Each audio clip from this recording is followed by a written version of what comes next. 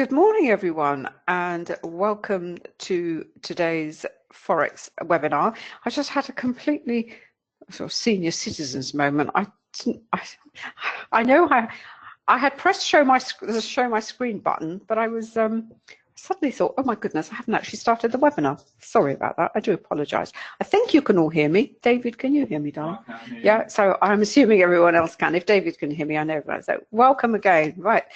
Okay, before we start as usual, may I just draw your attention to the disclaimer that you can see on your screen, and that is basically this can be a very risky business, so please don't even think of using money that you cannot afford to lose. I know you've seen it many times before, I know you've heard me say it many times before, but it really is something that you have to take on board if you have any ambition to enter this business, basically. Right, I'll just take that down. Okay, I've actually got the pound Aussie at the moment. Let me just move that out of the way because there's been a big sell-off in the pound. But before we move to the charts, David's been looking at, is it the Euro CAD, darling, you've been looking at? Yeah, it's one that we're in at the moment.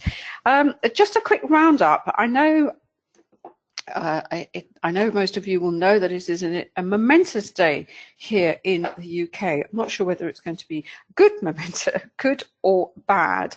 We will see once we've had the vote in Parliament regarding the UK's exit or not from the European Union. But before we just touch on that, just got a couple of things to say about that. And actually, that's not the only, if you like, risk event, black swan, that is sort of swimming around the markets at the moment. I know you've heard us say this many times before. I don't actually remember a time when there were so many factors, potential risk events that could really upend all sorts of things. I just want to just list them for you, so at least you'll be aware, because each of them will obviously have a close relationship to a currency, and in most cases a currency pair as well.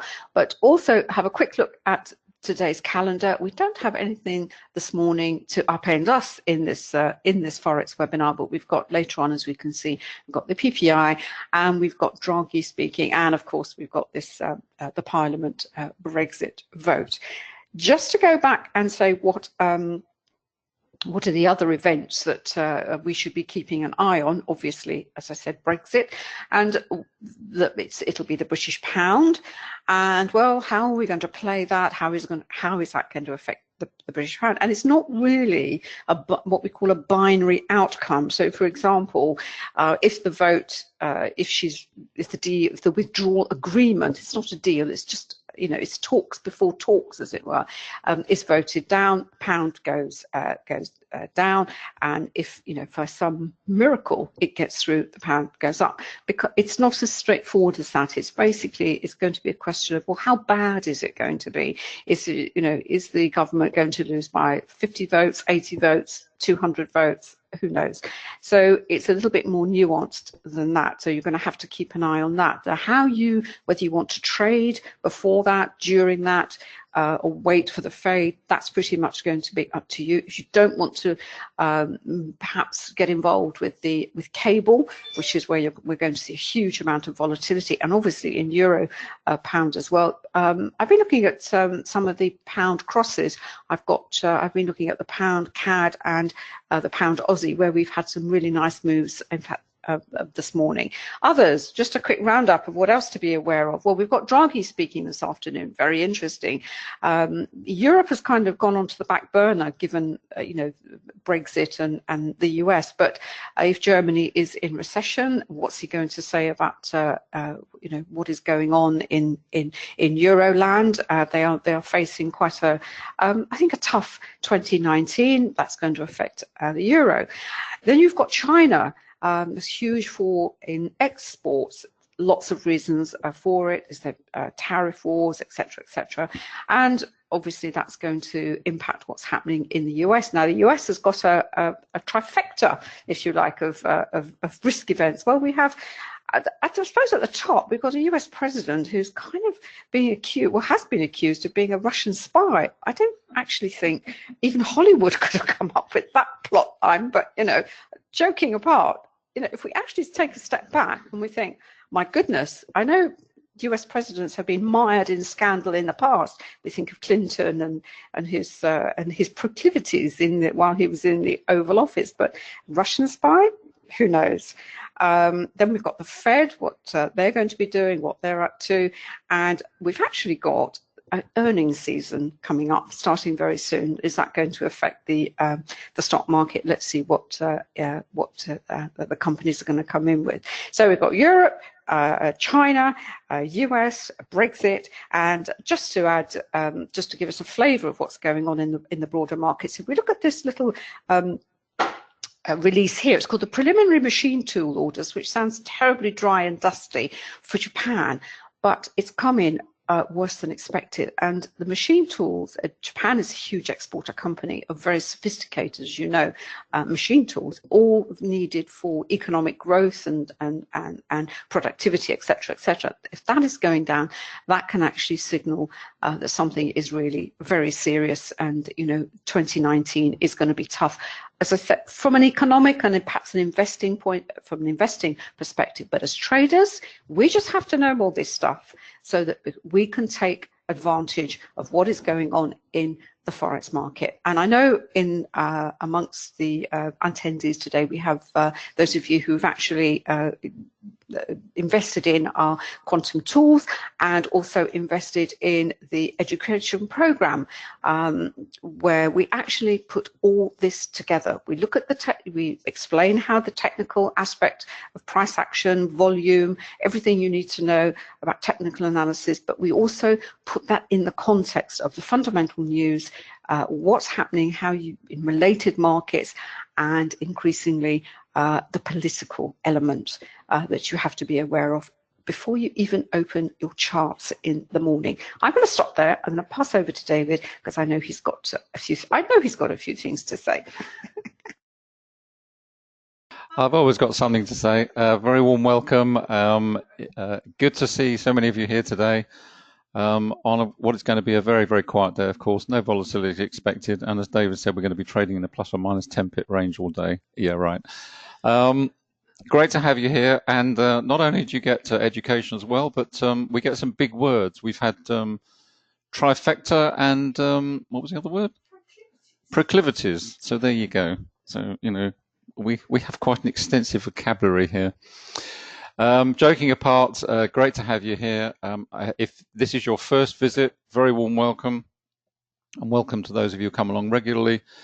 And if you do have any questions, please just drop them in the chat box. Happy to answer them there. If they're short questions, if they're longer, we will answer them on air for you. So I'm going to pass back to Anna. We run the two platforms. We've got MT5. You're on MT5. We've got MT5 running on Anna's machine primarily. I've got NinjaTrader running. Been some great moves on EuroCAD. Lots to talk about there, and I'm sure Anna's got lots to talk about on her side as well. So we'll flip-flop between the two platforms. And to say, any questions, please just drop them in the chat box. Happy to answer them.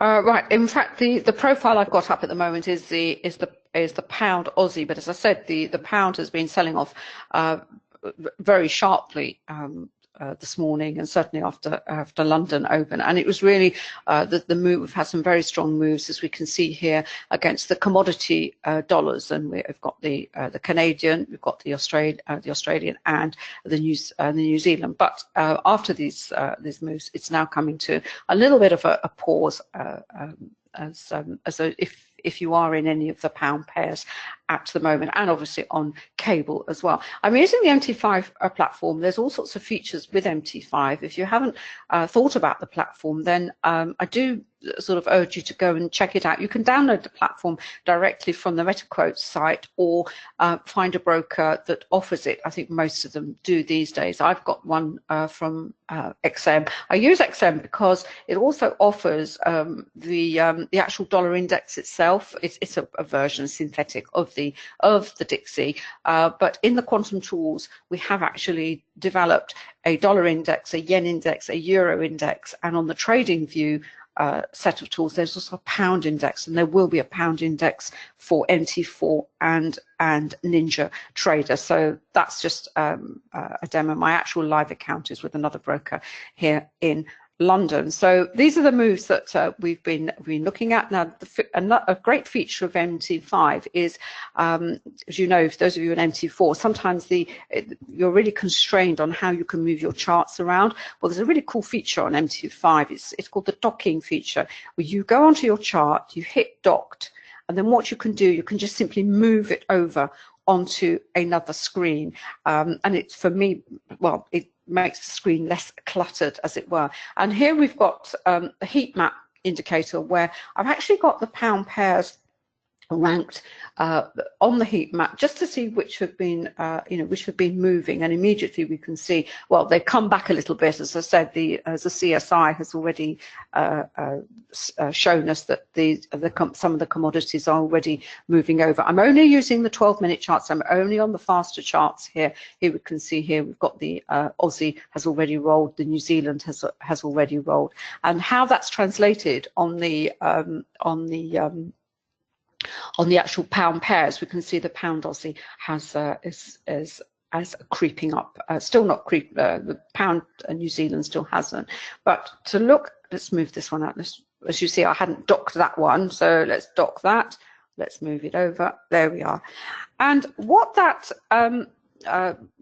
what we're seeing on the charts now is, as I say, we've seen this strong move. And as a trader, an intraday trader, you come to your charts. We come to our charts at all sorts of different times of the day, different sessions, and we've seen a move. Most of the times we've seen moves that we've missed. We think, oh my goodness, I saw that. Oh, how did I not see that? Why did I not get that?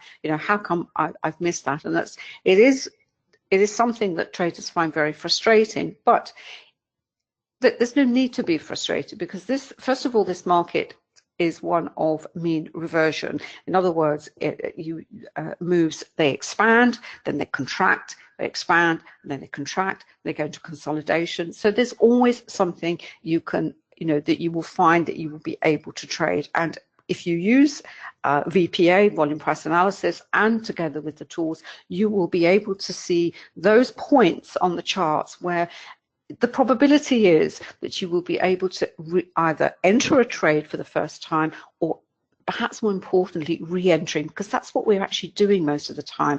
This is a continuum. These price action just keeps rolling and rolling, and we basically have to jump on and off of the rolling price action. It's really being able to, if you like, fine tune where we want to get in. And we either do that on a reversal basis, we wait until the move has come to a pause, we have a consolidation, we have an accumulation, a distribution, and we wait for that reversal in the time frame that we want to trade.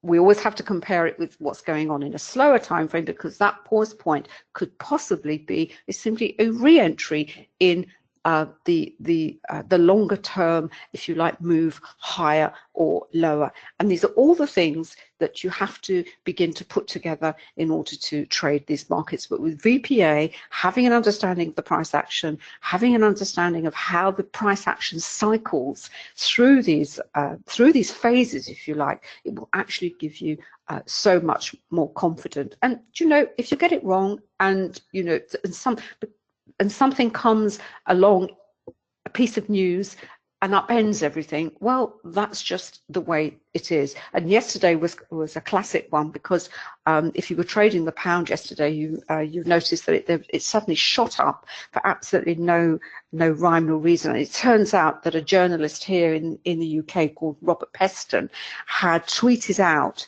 that he had a sort of, not a bit of insider knowledge as it were, but essentially it wasn't a verifiable item of news, but the market took it. It was a rumor, and it shot up, and as soon as it realized that it was a rumor, it promptly reversed. But that's just the nature of this business. You are always going to be impacted by unexpected events. We can have a list of the black swan events that are likely to impact the market. We don't really know when they're going to hit the market, except we know today is the day for Brexit. We just have to sort of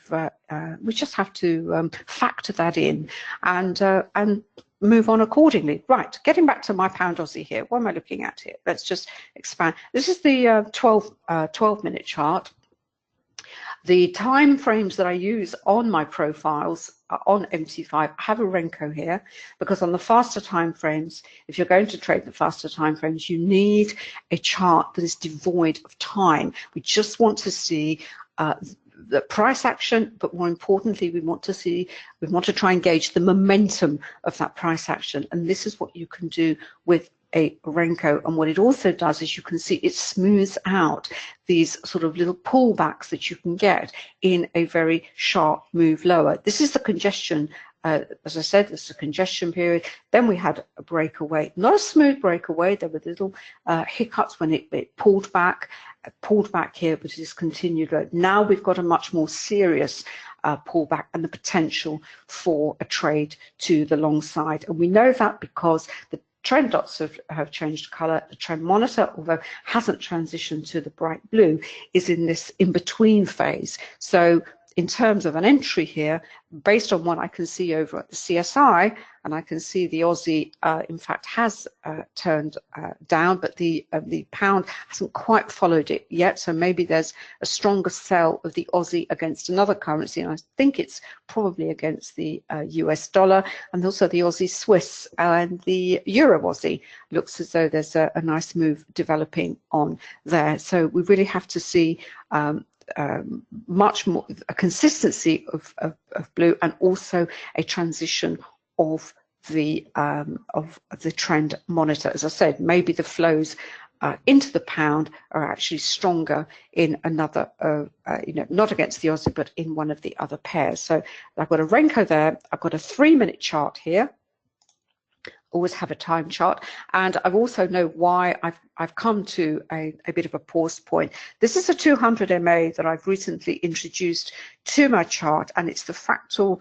Let's see, I can't even remember what it was called now. It's got such a, let's have a look. And I said a couple of weeks ago is to go and check it out. It is a fractal adaptive moving average, and the reason I've introduced it into my charts that it's there's been some research done on it, which has shown to be quite a sort of quite a nice indicator to have on your charts in terms of where price is likely to stall, reverse, all the usual sort of elements of technical analysis that we need to be aware of. And what's nice about the 12-minute chart here is that we can actually, a 3-minute chart, sorry, is we can see here we're seeing this transition from bearish into bullish as well.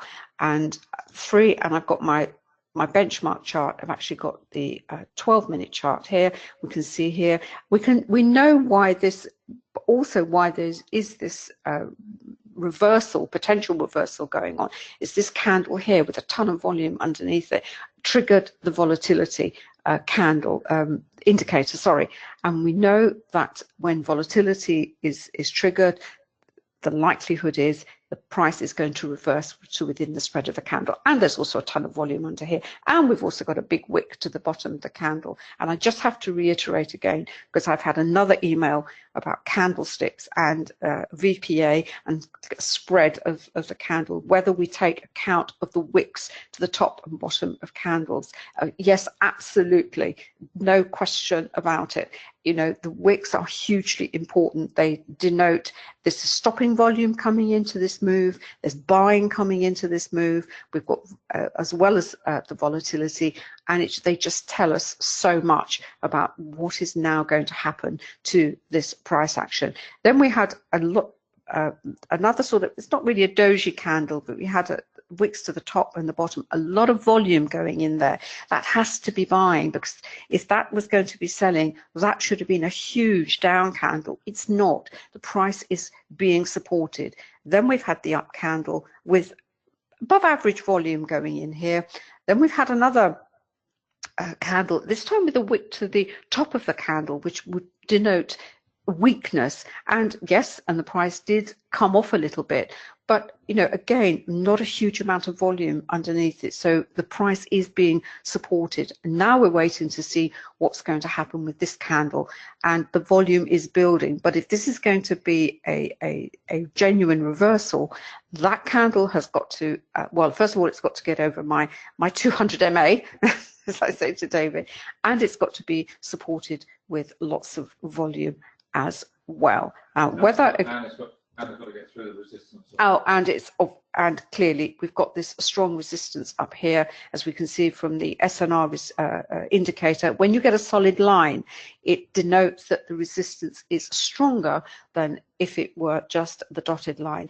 And the question is, well, all things being equal, where is this price, you know, where is it aiming for? Where it's, you know, in an ideal world, where is it going to, you know, where is it going to revert back to? Well, we can see here the original move was actually a breakaway from the volume point of control here, which is a zone on the chart where basically the price rotates. There is price agreement between the buyers and the sellers. There's no clear direction. There's no will in the market to take this particular pair in a clear direction. And it wasn't until we had, as I said, this breakaway here with on reasonable volume, lower volume on the up candles. So we know, you know, this is a genuine move. Plus we had all our indicators signaling that there was heavy selling coming into the market for the British pound. Anything else you want to say on that one, David? I've also got something to say. You can leave that chart up for a minute. Yeah, sure. It's a great chart because there are so many lessons here, many of which Anna's covered anyway. But not least of all is the fact that this is a breakaway from a congestion phase, and that's one of the tactical approaches which you may consider suits you and your personality and your style. You have to be disciplined, and you also have to have lots of patience, wait for the trades to come to you. But again, you've got a nice example here. It was trading around the volume point of control for a long time. That's the yellow line at the top of the chart there. Lots of volume building as the price action moved in and oscillated in that range, and then finally starts to break away. Now clearly, because we are one of the frustrating things with MT4, MT5 platforms is the timestamp at the bottom. We are actually just coming up to an hour into the London session, although the time stamp there is actually 2 hours ahead. So as we've moved into London, just for reference, as we've moved into London, you would naturally expect volumes to pick up. That is what happens in this market because it is one of the deepest markets. Therefore, the increase in volume is to be expected. So that's a natural increase in volume. But if you saw that sort of profile just within the session, deep into the session, for example, then it's a clear indication on those two candles, the volatility candle that Anna highlighted and the following one, where you've got narrow price action but a ton of volume. That is clearly stopping volume. The market makers are moving into buy. That's a clear anomaly. It's just classic VPA. Now, the question at that point is, from a trading perspective, is and this again is a tactical approach, are you going to consider that as a reversal opportunity, which is perfectly valid because setting up on the CSI, certainly on the faster time frames, the currencies were all very overextended up at overbought and oversold region. I've got a similar situation going on the EuroCAD. So that's one aspect to it. But the other aspect to it, of course, is if you're in this for the longer term, then what this is signaling is really to calm the emotion, because if you're holding this position and you're looking at this for holding maybe over an hourly perspective or even a handful of hours, what this is telling you is to expect some pause point, to expect some reversal in the price action. In other words, it calms the emotion, and it is one of the most powerful applications of volume price analysis. I cannot stress this too strongly. What kills most traders is giving up opportunities too early. You get into a position, we've all been there, we've all done it, we have to learn the hard way. You get into a position, you've got some decent profit in the bank, and then the market starts to reverse against you, and that emotion of not knowing kicks in, and ultimately you will probably close out because you're frightened of losing something you had, which is one of the most powerful emotions that we suffer from as traders at any rate, and in other walks of life, but here particularly so.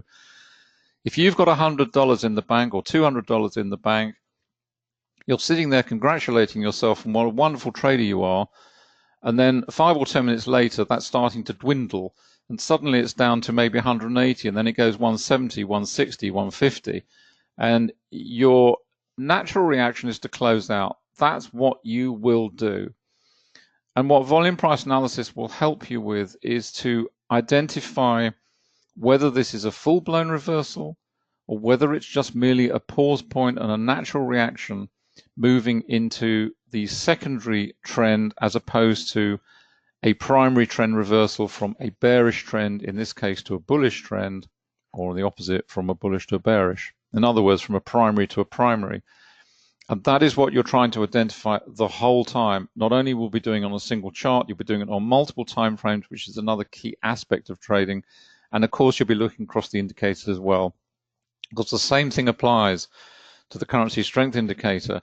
If it's good enough to get you in, for example, if you're a reversal trader, you like trading reversals, which, personally I do, I like getting in early, then, why is that indicator not good enough to get you out as well? So if you've got in with it and the currency that you're trading has gone from overbought to oversold or oversold to overbought and is now looking rather weak and perhaps getting overstretched, what is the issue in then closing out at that point? It's giving you that information.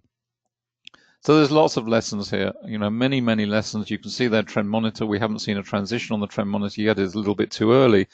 But as you go down to the faster time frames, you will see those transitions, because what is happening, everything happens from the fastest time frame to the slowest, from a 1 minute right the way through to the 1 month. And if it is a full-blown transition in a primary trend, then that is going to ripple right through across the time horizons that you're trading.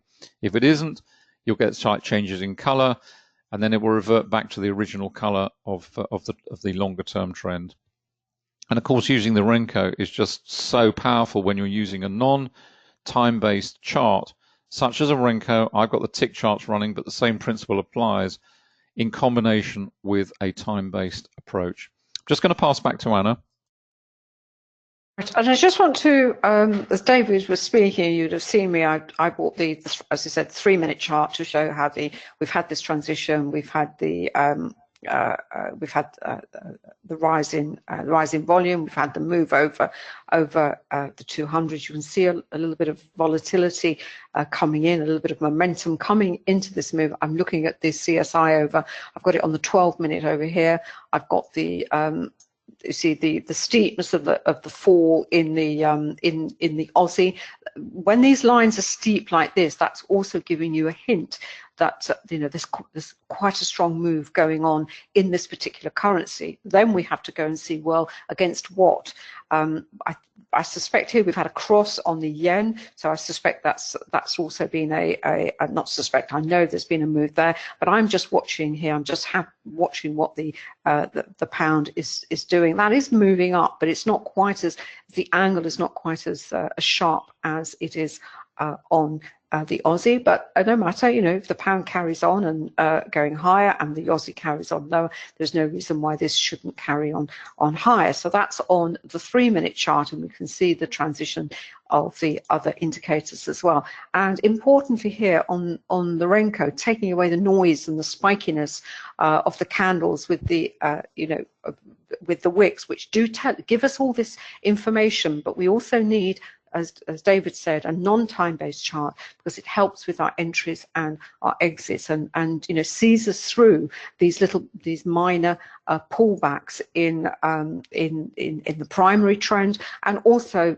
gives us a heads up when the primary trend is coming to an end. And in fact, we are now, it's not just a secondary pullback, it's actually going to be a reversal. So I'll keep an eye on that. Now we go up the time frames just to see the stir times, to see where we are in terms of levels and candle patterns that we can see here, and where the price is now likely to stall, or maybe, put in another minor reversal, as it were. And I've got the hourly chart here, and we've actually got a really nice example where we had the break from. This is actually our Camarilla indicator. Haven't got the V-POC on here, but you can see here there was a long sort of reasonably long congestion period. You've got the volumes down here much lower than they are over here. That's because it reflects the quieter Asian session where liquidity is much lower anyway.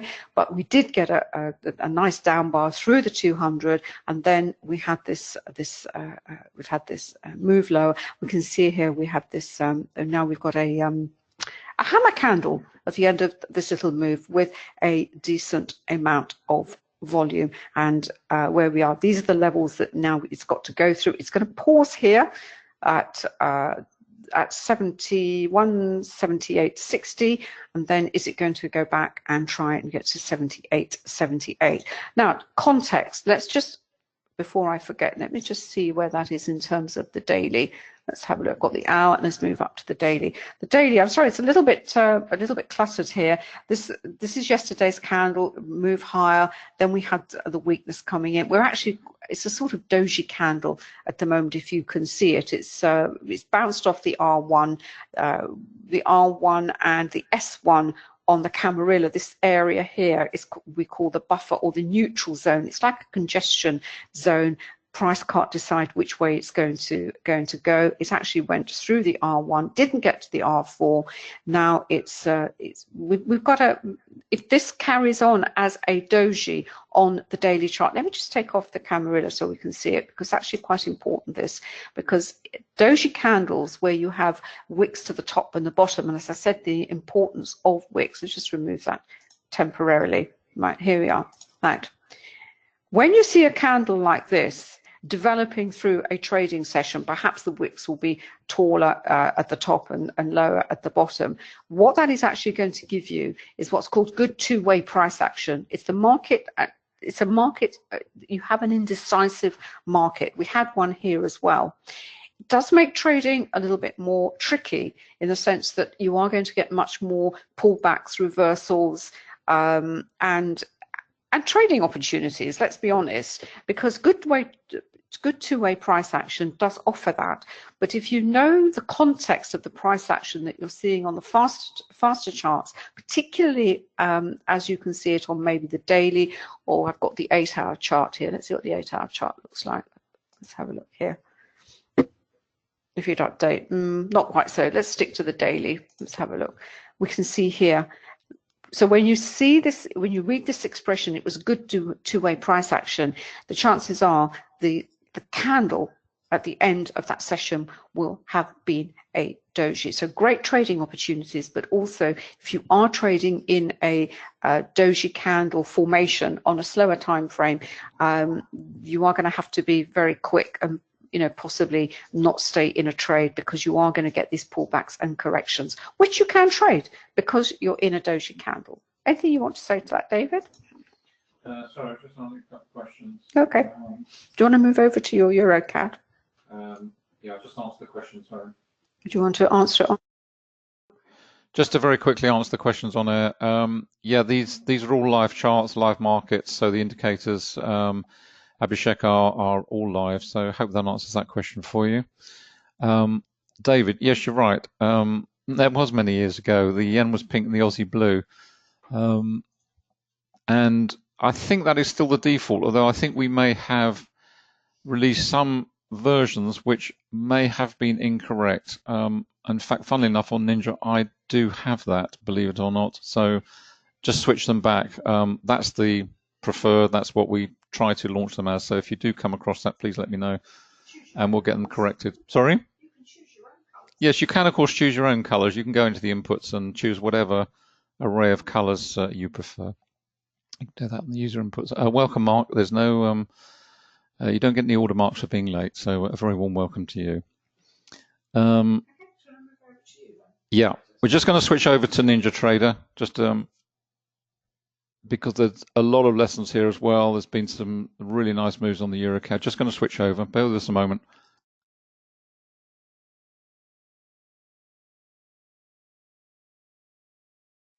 Should be coming up any minute. There we go. Hopefully you can all see my screens.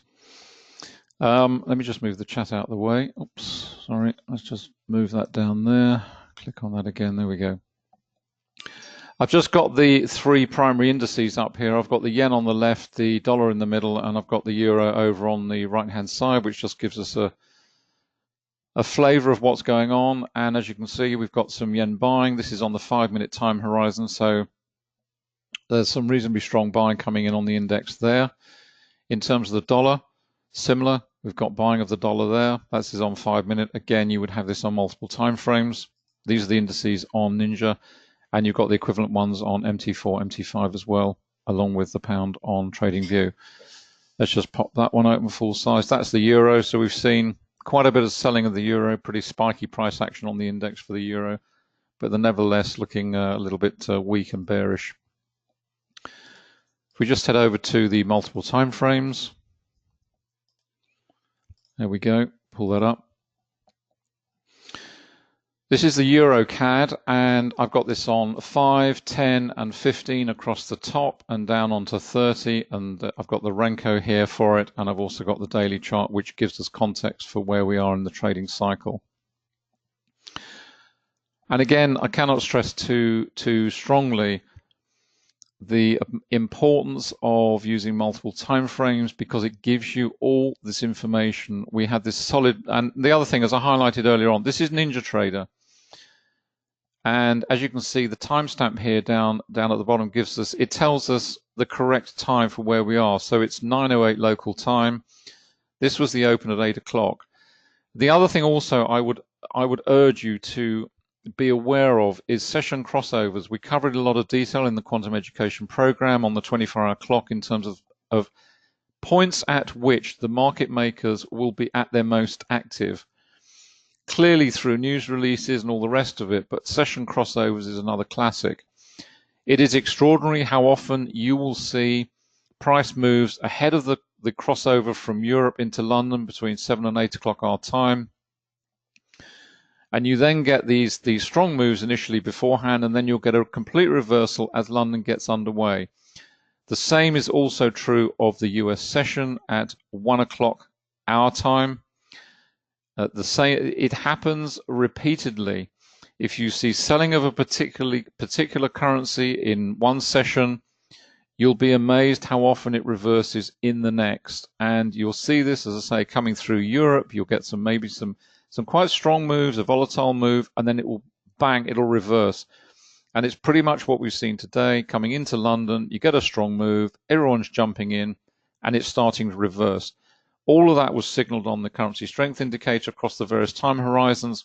The Canadian dollar was very, very overstretched, overbought, and equally the euro was very strongly oversold right down at the bottom. It was a classic reversal setup, sort of opportunity to be hunting for, and reinforced further by the fact that you're in a session crossover period. So in other words, it's kind of giving you another signal, another supporting piece of the jigsaw that is potentially what you're going to be looking at, and it's something you hunt for.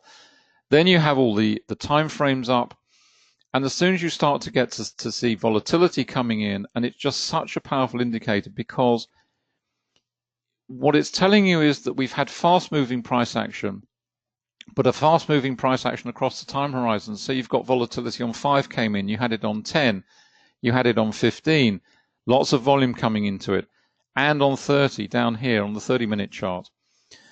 So as soon as you see that indicator triggered, maybe you've been in here, you've been riding the waterfall lower, you start to see the indicator triggered.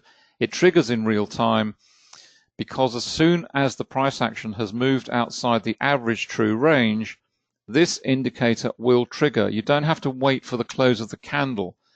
So as soon as you see the volatility triggered, you know for a fact that the market makers are going to be involved, they're going to be participating, they're moving the market fast, because their objective is to trap you into a weak position. Because in a fast-moving market, again, it comes back to emotion. Your emotional response will be, I want to jump in because I don't want to miss out. The market, I've been sitting here, I'm supposed to be a trader, I'm supposed to be making money. Now I see the market moving fast. I want to jump in and make some quick bucks. And invariably what happens is that the market will pause and may even well reverse. But even if it goes into a congestion phase down here, which is what you expect because that's what the volatility trigger is telling you, it's giving you advance warning to expect some form of congestion or even a full-blown reversal. If it just goes into congestion, that's bad enough. I mean, we're on a 30-minute chart here. Imagine if you've jumped in here expecting the market to fall out of bed. You've now been sitting here for 30 minutes here. You're now sitting for another 30 minutes, and this is not looking terribly encouraging for you as a short trader in this position, unless you're trading this over days, which is fine. You're in the EuroCAD anyway, aren't you short, darling? Sorry? You're in the EuroCAD. Yeah, Anna's in the EuroCAD short. She's in Euro, Aussie, and several others. So for her looking at this, this is merely of interest, but probably not much more. For other traders who are trading this on an intraday speculative basis on maybe a 5, 10 or 15, now they're under pressure because they are sitting there regretting the decision and will either have been stopped out or will exit themselves because they think this market is going to go higher now.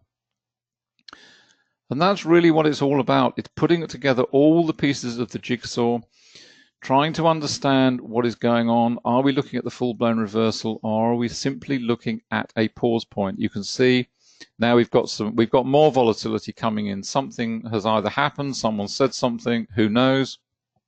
You can see it moving pretty quickly, and what you'll probably see if this moves outside the average true range is you'll see the volatility triggered almost straight away. We will see. But you can also see on the trend monitor here, we've had the transition into the darker red. We haven't seen a transition here on the 10, you wouldn't expect it, or up on the 15 yet, or down into these slower time frames. And all you're seeing here is a potential pause point. I don't know what the volatility is. There's no, what's the time now? 9:14. Could be anything, could be something to do with Europe, could be something to do with Brexit, who knows? That's what you're faced with all the time. From a volume perspective, if you just look at the volume profiles, if you look at this rally, because when you're comparing volume, you've always got to compare volume across, compare like with like within the session. So if we say the session starts here at 8 o'clock London time, we can compare this volume because we know we are comparing volume with volume. We can't compare this volume with what's going on over here because this was Far Eastern Asia and it's not representative. We can certainly compare it here. And what we've seen in this rally higher is a general falling away of volume. There we go, there's the volatility triggered, right? It's triggering now, it's triggering in real time. Haven't had to wait for the candle to close, it's come in. There we are, I've got the candle closed right at the end of it. But the indicator was triggered seconds before that candle closed, and obviously on a slower time frame, then that would be, as soon as that's met the metric of moving outside the average true range. And if you've not come across average true range before, it's simply a way of defining what should be considered the average price action for that pair on that particular time frame. So in other words, what is the norm? And when the price action moves outside the norm, that is when the volatility is triggered. But what you're seeing here in this rally higher is a general falling away of volume. So we are comparing like with like. We're in the same session period here. So we know for a fact we've got this rallying move higher. We've got volume falling away, so it doesn't look terribly strong. In addition to that, we've clawed our way up to the volume point of control here, where you have the deepest concentration of volume around that area. So all things being equal, as you get to that level, then again, it's a question of expectation. Are you expecting this market to pause? The answer is probably, because we've got so much volume sitting in this region on the volume point of control histogram. And really, the only point at which you might expect a further move higher is if the price action battled through this lot and actually gets up to this low volume area here, where you would expect price action to move through relatively swiftly.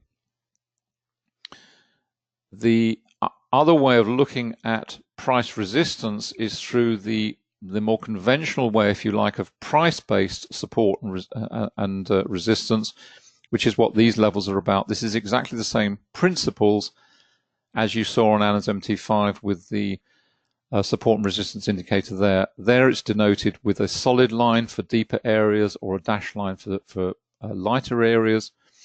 Here the accumulation distribution works on the thickness of the line. So the thicker the line here, then the more dense that resistance. So that line there, that level there, is slightly less dense than here. Obviously, if the price action got to this region, then from a price-based resistance perspective, this is quite serious. This is yet more serious for that price to break through. What we're seeing now is we've seen volatility triggered. We've got a ton of volume coming under it, so we know the market makers are in there. And now what we're waiting for is, again, a lot of traders will have jumped into this short. Possibly these guys have closed out because they were thinking this market is going to reverse quite strongly. If we head over to the CSI, let's just drop that down again. Let's just head over to the CSI. Where are we? Where are we? There we go. Okay, here we go. And what we're seeing right now, this was the Canadian dollar right up here, overbought. This is on 10 minutes, selling off very strongly. You've seen the euro kick up. Now we're starting to see it kick down again. So that's what we're witnessing right now. In terms of the currency array, I've got this set on 15. Euro CAD is still pretty much down the bottom here. This is on with the Canadian isolated out. So you can see the strength of buying in the Canadian. It's not universal though. The Euro CAD certainly, we've got the CAD Swiss and the CAD Yen up here, but we've got a whole bunch of these in the middle. So in terms of the universal aspect of the buying and selling the Canadian on 15 at any rate, these guys here, the New Zealand CAD, dollar CAD, the dollar CAD and the Aussie CAD, you know, they're oscillating around midpoint. So there's no trend in those charts right now. Now, what you're then trying to figure out from here is, are these pairs in the middle telling us anything? Are we going to see them joining their brothers and sisters up at these regions? What are we seeing? And this is rather like a radar, because let's just go to the yen, because that's the easiest one to demonstrate. Because the yen is always the counter currency, what you're looking for in terms of yen pairs on the yen matrix is a sweeping movement, because if you've got all these pairs sweeping in one direction to the upside, or maybe they're sweeping to the downside, then it's telling you that yen sentiment is universal across the complex. And also, of course, in the currency array, it tells you the strength of the trend in that particular time frame. We're on 15-minute here. So the strongest right now, we've got New Zealand yen, CAD yen, dollar yen up here. And these two are not terribly strong, but these are the strongest for the moment. But if we're going to see yen sentiment universal across the complex, then you want to see all these moving above the line, or alternatively, of course, all sweeping below the line. And if you've got a mixed picture like this, then there's nothing to say that these won't join them up here. But as you can see, they're flicking up and down. Doesn't seem to be any great strength joining the other pairs which are above. And if we go over onto the matrix, I've got this on 5. Let's just isolate out. I've got this on, let's just put the CAD back on again. See where we are on 5. And again, it's a little bit of a mixed picture. We've got selling of the CAD down here. We've got selling of the CAD up here. This is on 5 minutes. So, there is some selling of the Canadian coming in. And what we want to see in terms of the matrix is, if we want to see universal sentiment towards the Canadian, we want to see the CAD pairs which are selling moving up to the top here. So where the CAD is the counter currency, we'd expect to see the pound CAD and the dollar CAD and the New Zealand CAD. And then if we've got selling of the CAD pair as the primary currency, they would all be clustering at the bottom. So it's a little bit of a mixed picture, and the whole reason for using those indicators in that way is to help you understand the pair that you're considering trading. Am I trading with the universal sentiment of the market for that particular currency, or am I trading it in isolation? There's nothing wrong with trading it in isolation, and the analogy I always use is of a river. If the river of sentiment for a currency is in one direction universally across the market, that's fine, because you're trading in the same direction as everybody else. There's nothing wrong with paddling in the opposite direction, but just be aware of the fact that that is what you are doing, because the probability is, unless that particular pair is leading the way to a full-blown reversal, the probability is that that risk on that trade is that much higher, because you're not trading with universal sentiment, you're trading against it. There may be a very good reason. For example, with the British pound, that may well move very strongly, and almost certainly will later on today, in one direction or the other. That may well be in sharp contrast to how the rest of that complex is behaving, but then it's being driven by local politics, and that's what you have to tease apart as well. I'm going to pass back to Anna. Just see if there are any questions. Apologies, I normally have my window shut down. Thanks, David. Dollar having a great start today. Yeah, absolutely. That was in the VPA Traders chat room last night.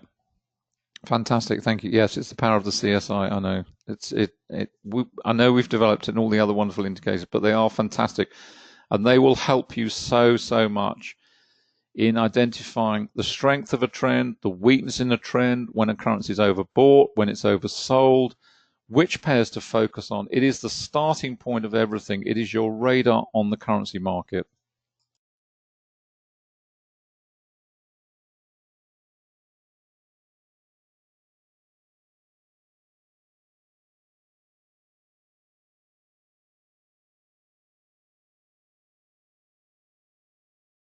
Fantastic. Right, while David was looking at the Euro Canadian, which really seems to be driven more by selling of the euro, don't you think so? It seems to be the euro seems to be a bit under the cosh at the moment, certainly on that pair. Just coming back to the profile of the pound Aussie, and just to take up where we left off. And I said on the 12-minute chart here that I've got, is where was this price, where did this price want to, where was it heading for? And we looked at the volume point of control here, which was at 78 to 72. Well, it has actually spiked up there and come off slightly. A lot of volume under this under this well, it's a doji candle that we can see here. So we can see there's a bit of a battle going on with what's going to happen with this particular pair. But what these zones on the chart of either price-based support and resistance or volume-based support and resistance, which V-POC is, it anticipates what is going to happen, and also in anticipating what is going to happen, it then can give you confidence, if you like, and say, yeah, I know, if it gets there, it is going to pause, which is exactly what it has done. And if we go back to our Renko here, we can see here, this is the move higher that we've been tracking. This is where the pause point has arrived. Now, given the strength, if you like, of the resistance, that something like the V-POC with the density of volume in this price region is enough.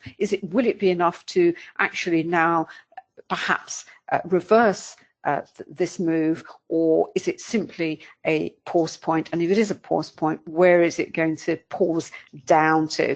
And the other way to gauge whether the strength of this price zone is to move up the time frames. And what's interesting, if we go to the 1 hour chart, we also have a V-POC. So this is, if you were long this position, this is really, you really don't want to be seeing that, because not only is the move being halted on the 12-minute chart, but the 1 hour chart is also showing the V-POC. Where are we showing the 30-minute? So you have this consistency of resistance, you have this confluence, if you like, of strong resistance in this region. And so if you were in this, you think, do you know what? I've ridden it up from the initial reversal, which I have to say was a bit spotty, to say the least, because it kept the trend monitor did keep dipping back. There was selling pressure in the move higher, and in fact on the 3-minute chart it hasn't quite got to its own V-POC, which is actually placed up slightly higher at 78.79. And just to move back to go back to the I've actually got the 8-hour chart. Let's go back to the daily.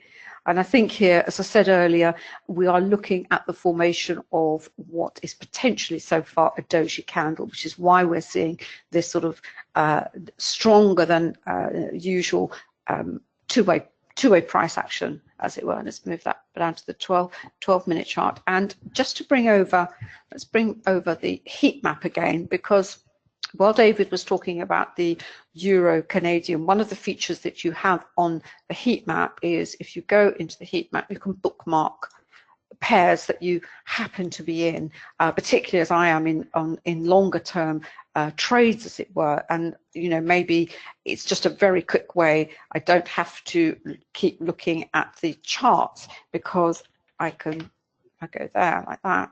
I'll just highlight that. Okay.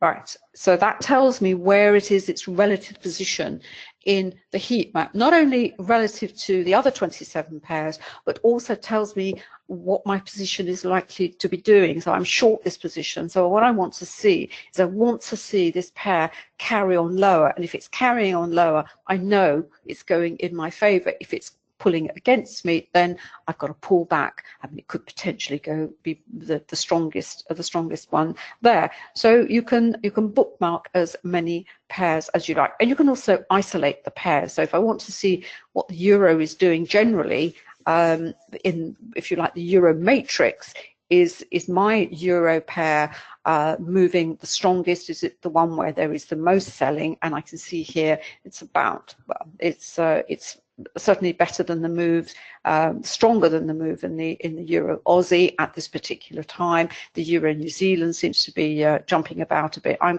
I a bit static at the moment, David? The Euro CAD, is it kind of moving? No, still moving. Is it moving downwards? And also I've got all these cells here, red. I've only got a green one on the weekly, but it's just another way of using the heat map. And of course, keep an eye on what is happening on the CSI as well. And just very, very quickly, I haven't actually got a profile on MT5 for EuroCAD because I've been using the workspaces on Ninja. But if you wanted to create you know what it is, you just save the profile as Euro Canadian, and then you just upload the just move over the chart. If I do it very quickly, because it's actually quite a neat way. Some people, I know we have people who come along and maybe are not overly familiar with the MetaQuotes platforms, and certainly the MT4, MT5. So that one, these two are irrelevant because they're universal. So what I've got here, just quickly bring up market watch. This is my way of bringing it all up to date. So EuroCAD, there we are. Euro Canadian. And what's really neat about the Renko on MT5 certainly is to apply the Renko indicator. You first of all have to apply it to the 1 minute chart. It's just how the indicator works. So basically you open a 1 minute chart and you apply the Renko indicator. Now I want to swap that to the Euro Canadian, and all I have to do is, hopefully this will be okay, just move it over. That gives me, that is now the Renko for the Euro Canadian. Now I want to open the actual chart itself. I want it in another window, so I just click that. There we are. It goes a bit skew-whiffy when it first starts. Don't worry about that. I've actually got a Renko template.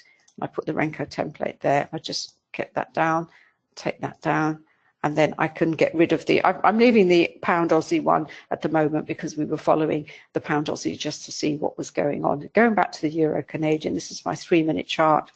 Here we are. This was the volatility candle that David was talking about. We did have a reversal back into the spread of the candle, but it wasn't sufficient to move, for a reversal.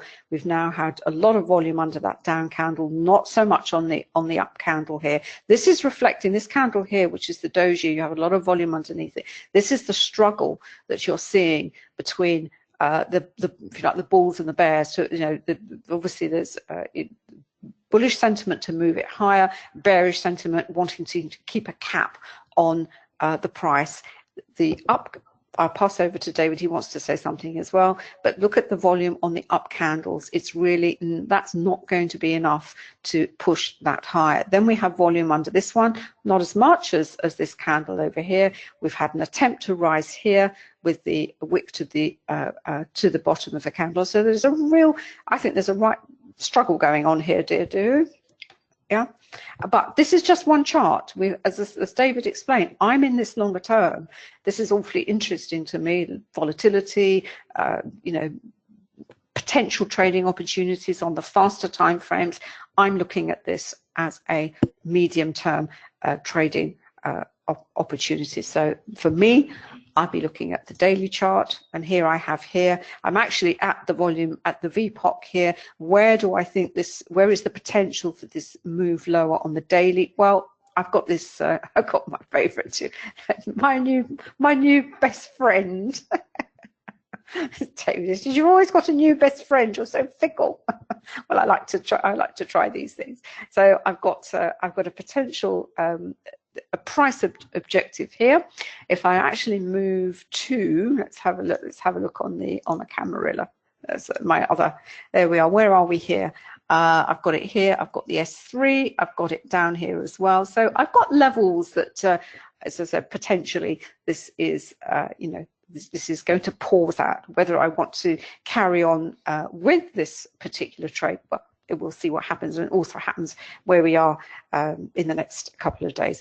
Which time chart do you want, darling? Just that 3-minute one. That 3-minute one. Okay. Oh, here we are. Just hopefully the raincoat will have sorted itself out. Yeah. There we are. And then we've got. Just to highlight a couple of minor, well, let's say minor, a couple of points on the 3-minute chart, and really to do with the trend monitor and the trend dots, because the two of them working. I know we've got a lot of quantum users in the room, and I know many of you do have these two indicators. The trend dots and the trend monitor have been designed to work in tandem with one another, in combination. Because what happens with the trend dots is they will always transition first because they are very close to the price action. So they will always move in color change first. They'll go from red into the gray and then into the blue, or vice versa. What the trend monitor does, and this is just an example of it in action, and it's been designed to, it's going back to what I said earlier on about trying to help to stay in a position once you've got some decent profit in that position. And that's really where the trend monitor comes into its own as well, because what it's trying to do is to take a longer perspective on the price action of the trend and to help you to figure out whether you are going to see a full-blown reversal from red to blue or blue to red, or whether you're just in this transitional phase. And what you see here is just a classic example of it in action. The trend dots have changed. They've gone to blue. We've seen this sort of minor rally. It looks a little bit weak and weedy, but nevertheless, it's clawing its way up. The trend monitor stays red for quite a little while and then gradually transitions into the darker blue, but then, of course, never makes it through to anything else. It doesn't ever change into bright blue. Had it done so, then at that point, you might be thinking, do you know what? Actually, I think this might be a full-blown reversal, and maybe it is time to close out. But what it's done, it's just gone to the darker color, and then it's gone straight back to the red again. You'll see this all the time in all time frames. It doesn't automatically mean that the indicator has to go through the full spectrum of color change. In other words, from bright red to dark blue, and into bright blue out the other side, or vice versa. But that's how it works. And you can see here we've gone from red into dark blue, back into red again. So I just wanted to make the point. Please use them in combination. Expect the trend dots to change first. The trend monitor is the one that takes a more considered view of the trend action. I'm going to pass back to Anna. I'm going to wrap up. Thank you. Right, okay. I think we've gone way over time. I do apologise. I know. Well, I have to thank you for staying with us. That's the first thing, and hope that you've enjoyed the session and you've perhaps learned something that you didn't know before. And today is really, Well, certainly for the British pound, it really is a momentous day. I know people use that word, overused, momentous, oh, awesome, incredible, etc., etc. I can't think of any more superlatives, but it genuinely is. It's well, certainly in our lifetime, David. Right, very, very quickly. If you've not come across our indicators before, this is I don't think did I have this available last Tuesday? I don't think I did. Did I, David? I can't remember. Anyway, we've basically revamped the quantum trading site to make it much easier, much more user friendly, as it were. So you can quickly navigate your way through to the details of the actual indicators, MT4, MT5, Ninja, and here are the trading view ones as well, which we don't have all the indicators available for TradingView, and that's because of the script that TradingView offer to write the indicators. It's not as comprehensive as the Ninja script and the meta quotes, but you know, we still have there are still indicators available on TradingView.